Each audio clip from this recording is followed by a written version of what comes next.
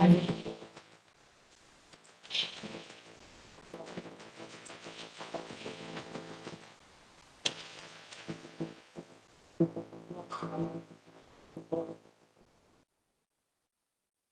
afternoon, good evening, and I guess good morning for a few people who are still, who are already on the following day of the COP in other parts of the world.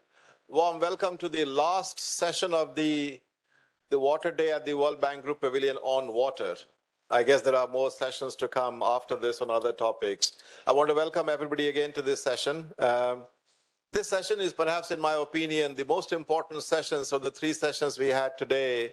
This will focus on the role of policies, institutions, and regulations for water security and climate change. And we have, of course, a very distinguished group of speakers in person here in the room, but also connected online. First, we will start with a very quick presentation of a video shared with us by the government of Republic of China, People's Republic of China, on the same theme, and then we will turn to our speakers. 尊敬的世行副行长伯格勒先生，尊敬的会议主席、世行水全球实践局局长杰哈先生，女士们、先生们，大家好！非常荣幸受世行的邀请和中华人民共和国水利部李国英部长的委派，参加今天的会议。 今天是联合国气候变化框架公约第27次缔约方大会的水主题日。世行在这一天举行全球水实践峰会，得到了各个成员国的积极响应，充分彰显了全球水领域致力于减缓气候变化进程和影响的共同决心。水资源是全球气候变化影响最直接和最明显的领域之一，为积极应对气候变化影响。 中国政府始终秉持创新、协调、绿色、开放、共享的新发展理念，积极践行节水优先、空间均衡、系统治理、两手发力的治水思路，为国家社会经济可持续发展提供有力的水安全保障。众所周知，中国水资源总量虽然居世界第6，但人均水资源量不足世界平均的1/3，水资源时空分布不均。 且水资源与经济社会发展布局存在不相匹配的问题。作为农业大国，中国政府一贯高度重视节水灌溉，出台一系列政策，不断加大投入，取得了显著成效。截至目前，全国节水灌溉面积达到5.67亿亩，占农田有效灌溉面积的54%。在灌溉面积扩大、灌溉保证率提高、粮食总产量稳步增加的情况下，农业用水总量基本稳定。 为推动节水灌溉，中国政府主要采取以下措施：一是加快大中型灌区节水改造。从上世纪90年代末开始，中国陆续启动了大中型灌区节水改造项目建设和管理体制机制改革，先后对450多处大型灌区、1000多处中型灌区果干灌排工程开展全面节水改造，灌溉用水效率显著提升。 同时，加强管理改革，灌区年度用水计划的制定、输配水的调度、用水计量、农作物灌溉定额发布执行等，用水管理逐步制度化、规范化，进一步降低了能耗水平。二是大力发展高效节水灌溉，推广应用喷灌、滴灌、微灌、管灌等灌溉技术。2016年以来，每年发展高效节水灌溉面积2000万亩以上。 目前，全国高效节水灌溉面积达到3.48亿亩，占农田有效灌溉面积的比例达到33%。因地制宜地探索了膜下电灌、喷灌、管道输水灌溉等不同组合的区域发展模式，有力促进了现代农业的发展。三是加大节水灌溉技术研究，提升节水科技含量，特别是在水稻控制灌溉方面。 因地制宜指导引导农民采用控制灌溉、间歇灌溉、薄露灌溉等水稻节水灌溉技术，在节水增效的同时，取得了稻田甲烷减排、煤源污染排放量下降等生态环境效益。通过大力实施节水灌溉，取得以下成效：一是中国水资源利用效率不断提高。2000年以来，我国农田亩均灌溉用水量由420立方米下降到355立方米，全国农田灌溉水有效利用系数由0.43提高到2021年的0.568，年节水能力481立方米，相当于1.3条黄河提供的年供水量。二是实现农民征收和节约用水双赢，节水灌溉措施亩均增产粮食10%至40%。2000年以来，单方灌溉水粮食产量由1.33公斤增加到1.75公斤，高效节水灌溉实现了水肥料一体化。与传统灌溉方式相比，肥料、农药利用率提高了5%至20%。三是促进了现代农业发展，通过节水灌溉，提高了技术集成、机械化、专业化生产经营程度，促进了农业规模化、集约化和现代化。女士们、先生们，气候变化是需要各国携手合作应对的全球性问题。中国政府在科学模化和扎实推进新阶段水利高质量发展的过程中，十分重视学习借鉴国际先进科技成果和有益管理经验。同时，我们也希望尽己所能，分享中国智慧和中国方案，与国际社会一道加快实现联合国2030年可持续发展议程水目标。中国水利部与世行有着长期友好合作关系，在节水灌溉、防洪减灾、水环境保护等领域开展了一系列合作项目。在中国水利改革发展的进程中，世行扮演了资金银行与支持银行的双重重要角色。未来，我们期待与世行进一步深化合作，在节能减排和提升系统韧性等方面，共同为全球创造更多公共产品，为构建绿色、循环、节约、高效、安全的全球水治理体系新格局贡献力量。谢谢大家。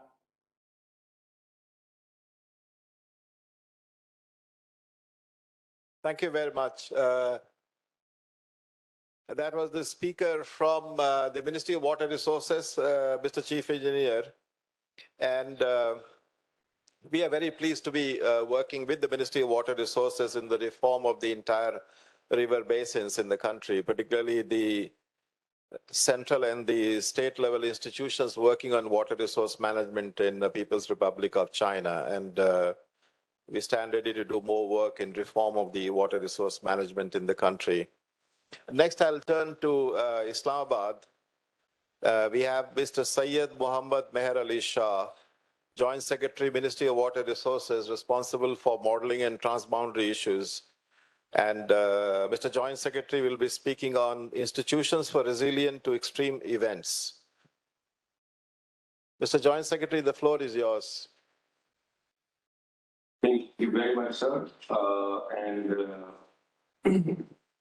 Greetings from Islamabad to all the distinguished guests all across the world in this session.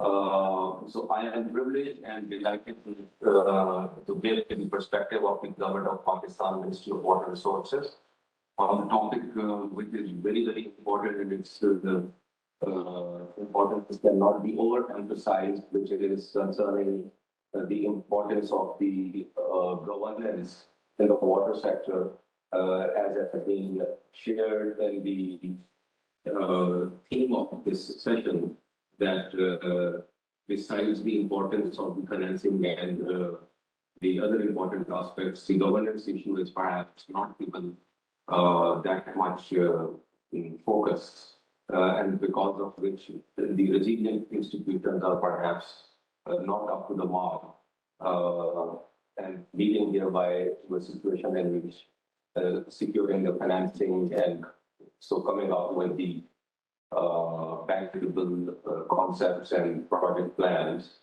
become quite a challenge. So in this regard, so far as the government of Pakistan is concerned, it is no different from the scenario which has been given so as the theme of this session. However, Pakistan has quite an elaborate governance structure in place in the form of the National Disaster Management Authority, as well as the provincial irrigation departments and the other water and power development agencies who are working. But so far as the governance is concerned, we generally feel that in order to have a robust and climate resilient infrastructure in place, the things are required to be placed in three broader spheres, comprising the first one is relating to science or engineering, followed by the sphere of the policy, and followed by the sphere of the law. So unless we have the appropriate scientific evidence and scientific-based project plans in place, no doubt things cannot be moved further. However, if we see in Pakistan, so we can find that quite a big deal of scientific work has already been done in terms of development of infrastructure, while duly considering the climatic aspects. However, at the policy level and in the legal sphere, there are certain shortcomings on which the government has taken cognizance. And back in year 2018, the government of Pakistan has first time approved its country's national water policy, which provides a broader framework for the provinces, because in Pakistan, water is a devolved subject. And therefore, the national water policy provides a broad framework and provides a motivation to the provinces to prepare their provincial water strategies, duly considering the climate change phenomena, and then come up with the regulatory authorities to enforce those, to implement those policies, and duly do the appropriate legislation so that the policies can be regulated through law. So in this regard, I can share that the province of Sindh and province of Khyber Pakhtunkhwa in Pakistan, while taking the lead from the country's national water policy of 2018, has made a good progress in terms of enactment of provincial water laws, preceded by the preparation of their provincial water policies and strategies. Whereas the other two provinces, namely Sindh and Balochistan, are presently in the process. So we expect that these two provinces will also follow the same course, also which have been adopted and have accomplished the given task by provinces of Punjab and Khyber Pakhtunkhwa. In this regard, I would also like to share with the international community which is present in this session that recently Pakistan has faced havoc of very extremely high floods in the country, which were basically occurred in the form of extraordinary rainfalls, particularly in the arid areas of the country, and has devastated almost significant part of the country. And alone in the province of Sindh, almost 3.3 million people have become, homeless. Whereas, according to the present estimates, almost 2,000 people have lost their precious lives. This situation calls for a significant review in the planning and design of the water infrastructure to make them climate resilient in order to cater for the extreme events which Pakistan as a country has recently experienced. Now, in this regard, I would like to say, when I talked about the present flood havoc, this was happened in the arid areas of the country where the population is sparse and the streams are not that big. Now, in order to tap the available little water resource, the infrastructure which is being built or was constructed in past is not of that large scale. Therefore, the climate resilient element in these infrastructure would cost quite a big way, which requires the intelligent intervention. So not only in the science, in the scientific area, but also at the policy level and the law, in the sphere of law. So with this, I complete my statement and would like to ensure that the government of Pakistan is cognizant of improving the governance structure in order to make its institutions more resilient in terms of providing their inputs for planning, design, and operation of the infrastructure, which can cater for the future likely extreme events owed to the climate change. So I thank you there. Stop and thank you.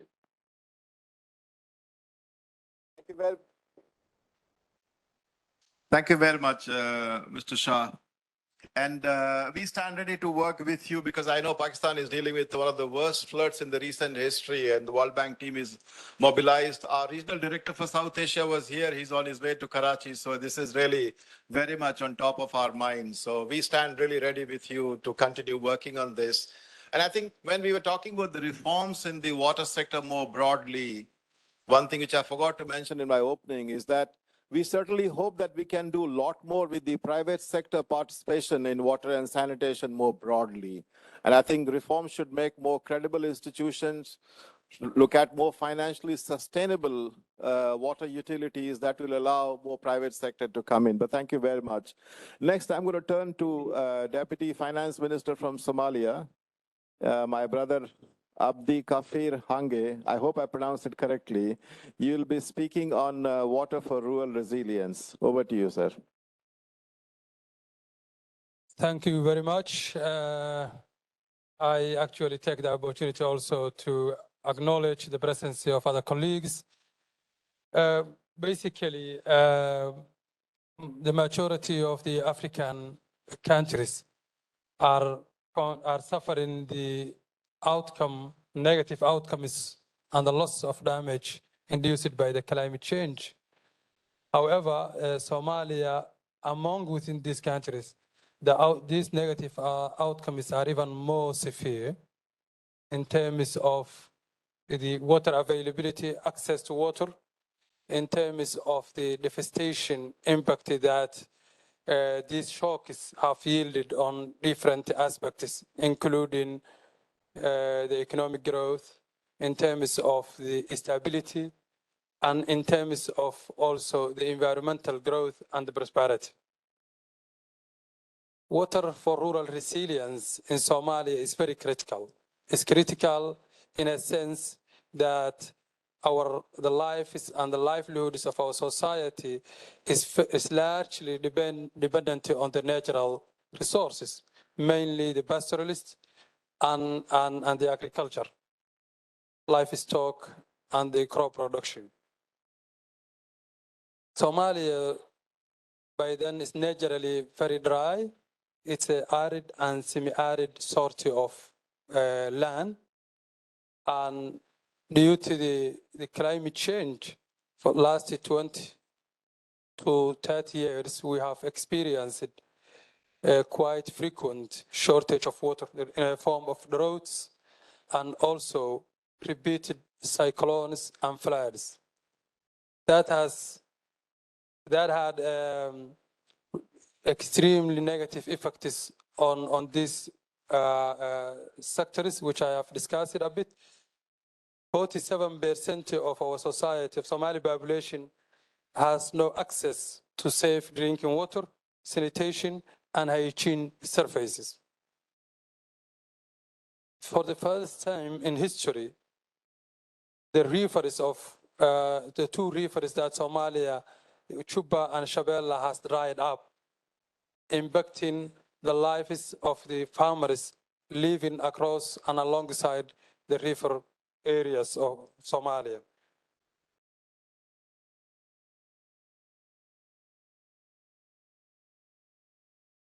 So, having said that, water for rural resilience is very crucial.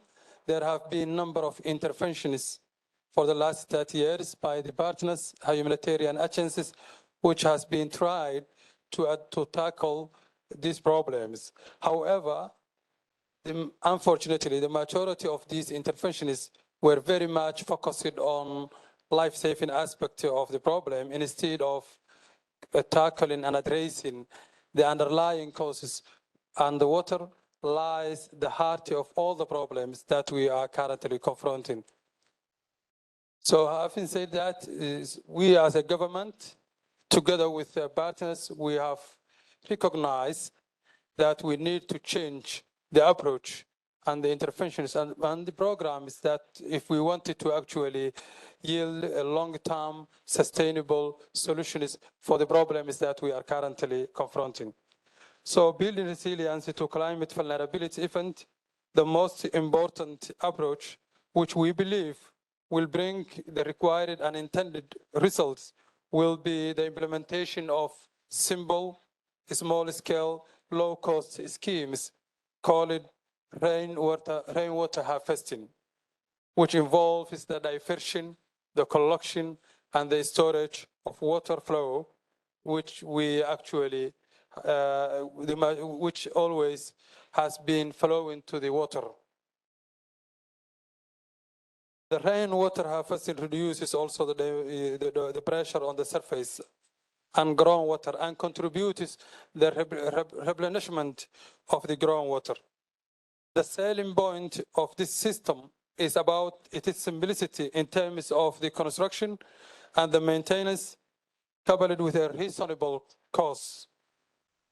It has been successful in the similar richness of, for example, Kenya and Ethiopia's arid land.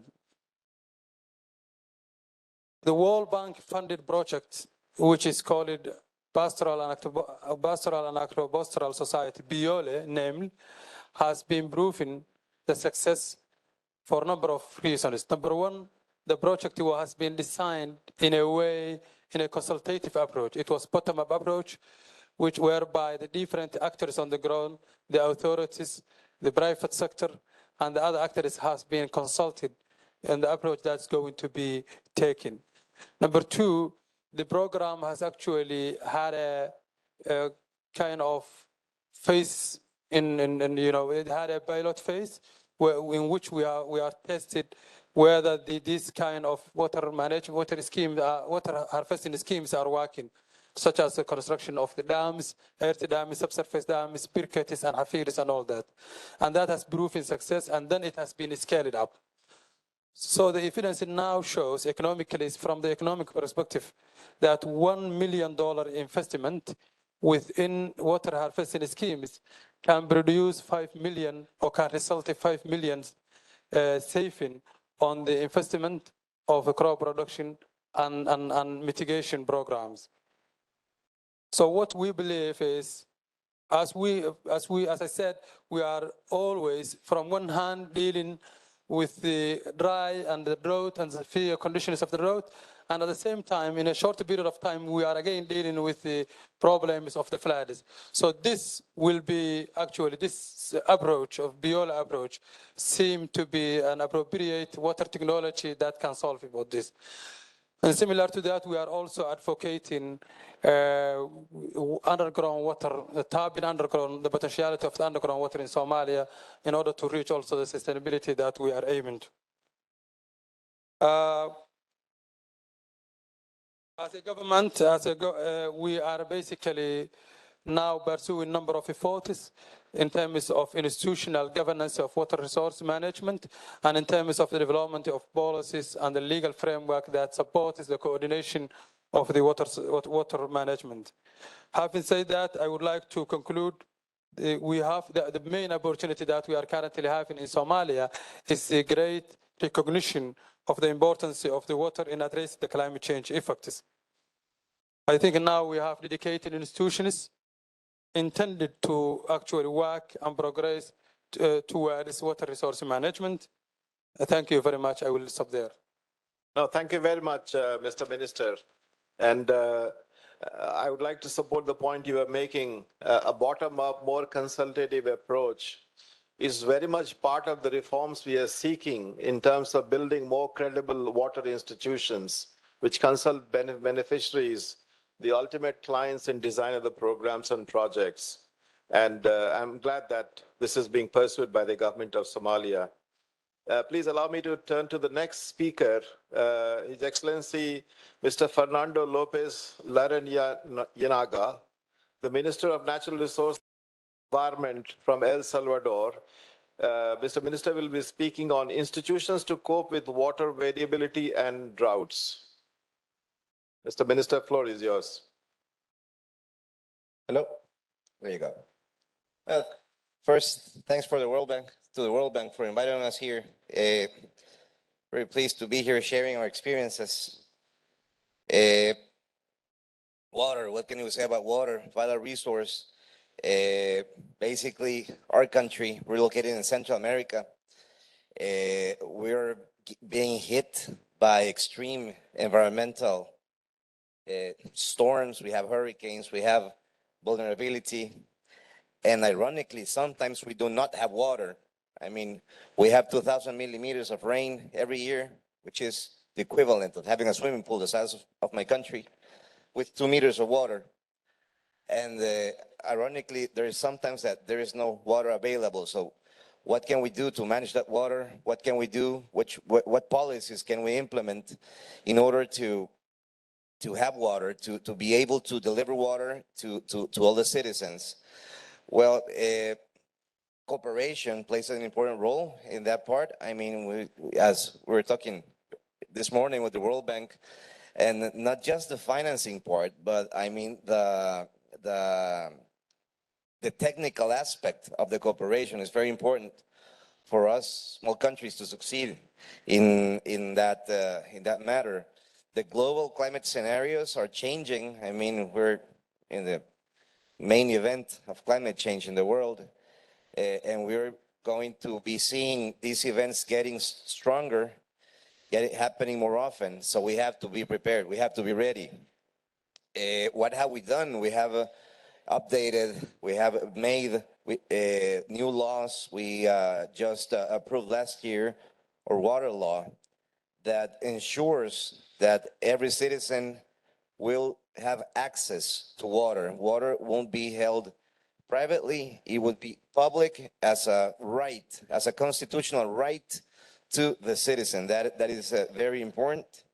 And also our NDCs, we have updated our NDCs, implemented policies, our national adaptation plan, our national climate change plan. We're measuring measuring. I mean, not just how much precipitation we have, but also where are the infiltration zones located. We are using isotopes in order to know where the infiltration zones are located and where can we adapt, or how can we adapt in those areas, in those zones, in order to have a better solutions. Also, we have updated our zoning. The isotope measuring of the water has helped us to review the zoning plans and know where can we plant trees, where can we have the development, and also the zoning is helping us to fight vulnerability. We are experiencing an average of 5, maybe 6 meteorological events every year. We have the La Niña phenomenon, the El Niño phenomenon, which basically it gives us more rain, or reduces the quantity of the rain. So I mean, it's all connected. This impacts directly in terms of agriculture, for example. So we're not just talking about water here. We're talking about food safety. We're talking about vulnerability. We're talking about that. And I'm really glad to be in this forum, because we're sharing experiences. We're sharing what are we doing, and it shows that this is not a local problem. This is a global problem. I mean, water. And it's so simple. I mean, water being such an essential part of human life is giving us such a hard time sometimes, working with it. So I invite everyone to join. Let's all get together. Let's, especially small nations, underdeveloped nations, let's get together and let's implement policies, and let's fight climate change together. Thank you. Thank you very much, Mr. Minister. And we will be very closely following up on the water law that you're working on. We discussed before. And we met earlier in the morning and we talked about building institutions in the water sector and why it is so critical. So I'm glad that you're working on it. And I also appreciate your call for solidarity and collective action. This is as a global issue. We will now turn to our next speaker, the USAID's Assistant Administrator for Resilience and Food Security, Ms. Dina Esposito. She has, of course, very long years of work with USAID and also Mercy Corps, but you've been working in the food sector for a very long time. I couldn't think of a better person who could speak on food-related issues, but today we will focus more on the institutions in the water sector. And I understand you'll be speaking on mobilizing finance for climate resilient water and sanitation services. Dina, floor is yours. Thank you so much to the World Bank's Water Center for inviting me to join these honorable ministers to talk about water and what USAID is doing in the water, sanitation, and hygiene sector. If you hear the stories today, you can really understand why there's a day dedicated to water at COP and how the climate crisis is essentially a water crisis. And I'm very moved by hearing not only the circumstances in your countries, but the visions that you have for addressing the crisis. The United States recently launched a new global water strategy. The White House issued it last month. And it continues to expand our work in this sector, and it makes some ambitious commitments and elevates a few key issues. One is it asks us to be much more expansive in our thinking about marginalization, to look beyond gender and other conditions that create limited access to water. It also elevates our work in the landscape level, not just looking at households, but the larger environment that we need to address if we want to get sustainable water to the household level. And it requires all of our new investments to be climate resilient. And we know that all of these dimensions, if we're going to work on them, requires more than the infrastructure. It requires the enabling environment, the governance and institutions that we've been talking about here today. On the policy front, water and sanitation has at least so far been not fully integrated as we see it in the national climate policies and strategies. We heard a great example, though, of how that's changing from El Salvador.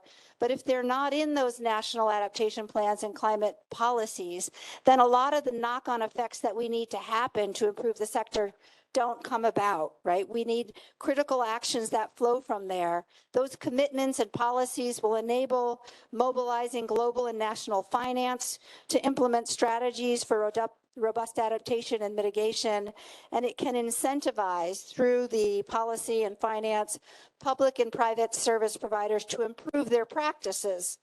That includes things like establishing minimum design standards that account for climate vulnerabilities and dismantling inefficient subsidies to encourage greater water use efficiency and reduce pollution and stormwater runoff.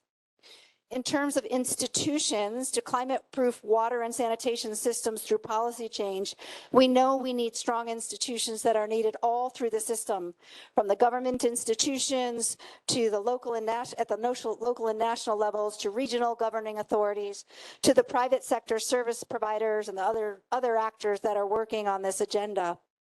For too many public and private water providers, they're already unable to recover operating expenses even before facing these increased shocks associated with the costs of climate change. So we're committed to supporting those institutions to understand and budget for those additional costs, but also helping them maximize the efficient use of the budgets and resources they do have, including by reducing physical water losses and increasing profitability.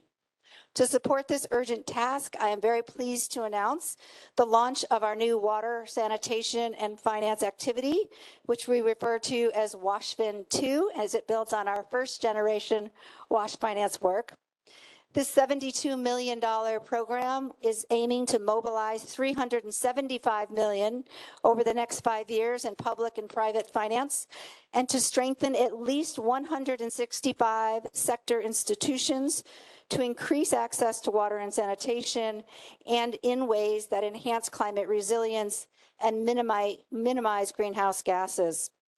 Working in partnership with many of you here in the room today, we'll be assisting government partners to integrate WASH more extensively into national adaptation plans and nationally determined contributions.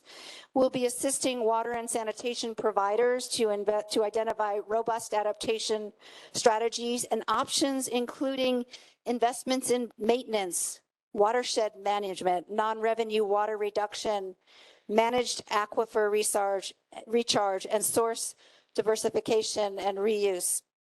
We'll be building new and strengthened partnerships with climate platforms and financiers to develop a more robust pipeline of viable water and sanitation investments. Now, this finance mechanism follows on our WashFin first activity, which mobilized $120 million of public and private funding. So we're a little bit more ambitious this time around with that $375 million mark. And we made important contributions in that earlier phase, building the capacities of municipalities and utilities to increase revenue collection and to mobilize greater financial resources. We were able to help the city of Cape Town avert day zero water and to recover in ways that improved their revenue collection and helped it to diversify its water resources. We're also helping to pilot and scale solar water pumping projects. These hybrid systems have the potential to reduce the costs of electricity for commercial utilities and improve reliability of water services. They're particularly important and a potential game changer in rural and remote settings where connection to the global grid have been cost prohibitive and limited access to clean water to millions of people. So in the first phase of work, we have learned that funding cannot be mobilized without strengthening the sector of governance, so that at WashFin activity, this new activity will increase the focus on governance as a linchpin to generate public and private finance. This work will require creating the right incentive structures and strong relationships with well-placed champions in the governments, like the honorable ministers that I'm here with today. Finally, the WashFin 2 initiative of finance mechanism will make a significant contribution towards our commitments to mobilizing at least $1 billion for climate resilient water and sanitation by 2030, which is part of the United States President's Emergency Preparedness and Resilience Initiative that we've been talking a lot about here this week, called Prepare. We mobilized a private sector call to action just a few days ago on that. So we're looking forward to working in partnership with all of you in the months ahead. Thank you. Thank you very much, Dina. And I'm sure this new fund, WashFin 2.0, will create the incentives for governments and utilities to really go through the process of reform, become more credible, so that they can really invite more private sector to engage in this. And that's a good segue to our next and last speaker, Mr. Benedito Braga. He's the CEO of Sabesp, Sao Paulo Water Utility. He's in very high demand. He's been speaking in so many sessions this morning because Sao Paulo Water Utility is really a success story of public-private partnership. And maybe I think you are the most well-placed person to tell us what is the reason for success in terms of how you have managed to work with private sector in delivering high-quality services in Sao Paulo. Mr. Braga? Thank you. Thank you very much. And thank you for the invitation, Mr. Ja. It is, for us at Sabesp, a great pleasure to talk about adaptation here at the COP. I think that water is the natural resource that is most impacted by climate change. And we have been, during these COPs, talking about energy. 27 years talking about energy, when the problem of energy is going to be felt in 200 years' time. And we're in the water sector are facing the problem now. We are in the metropolitan region of Sao Paulo for the last 25 years, having lower precipitation in in the metropolitan region. And so the inflows to our reservoirs are being less than the normal. The average annual inflow is reducing gradually and steadily for the last 25 years. So we are appreciating already a situation that makes us to bring the alert that this is happening also in Portugal, in South Africa, in many parts of the world. And what a water utility can do in order, when it's facing such a situation, is to improve resilience. And one of the problems that many utilities like us around the world have is the situation of informal settlements. In the informal settlements, you have much more loss of water because of these illegal connections that they make, and then you don't have the control, and our losses are very high. So if you have a program that can reduce these losses, you are increasing the benefit of adapting much better to this new climate that we're facing. Besides, there is a social component that these poor people that today they rely sometimes in the organized crime to have water, and they are paying much higher for water. When you make these connections, they have safe drinking water at a very reasonable price. So I would like, Mr. Jha, to bring this initiative that is funded by the World Bank. You have provided us 78 million US dollars, of which we have already used 62 million. And we have served in the last 5 years, more than 500,000 people are being benefited by this. We're talking about 683 informal settlements in the metropolitan region of São Paulo. So, and how did we do it? We partnered with the private. We offered some risk contracts, and they bid. If they win, they can be penalized if losses, the reduction of losses is not met. But if they go beyond what it's planned, they can have 25% more of what was arranged. So in this way, the entrepreneur that is providing the service is willing to work very hard, and this is paying by result. It's not, to see, okay, I put the pipe there and I'm going to be paid. No, we look at the loss reduction in our bill, and he partnered with us a percentage on that. So it's an innovative way of doing business, and I'm sorry that we don't have much time, but I could show the details here. But anyone that is interested, and maybe people behind the camera there, you have my number, and we can discuss together. Thank you very much. Thank you very much. So with that, we're coming to the end of the third session on World Water Day. Two quick announcements. One, if any of you have prepared statements or PowerPoint slides that you'd like to be included as part of our wider circulation with everybody who's registered for our program, please do so. My organizing team of this event has been in touch with your team, so please do share whatever you have, because here we were hard pressed for time and we couldn't really go through the detailed presentation you wanted to make. The second is on this session itself, we are experiencing that the needs for investment in water and sanitation is very high. And that kind of funding cannot be made available only from public finances.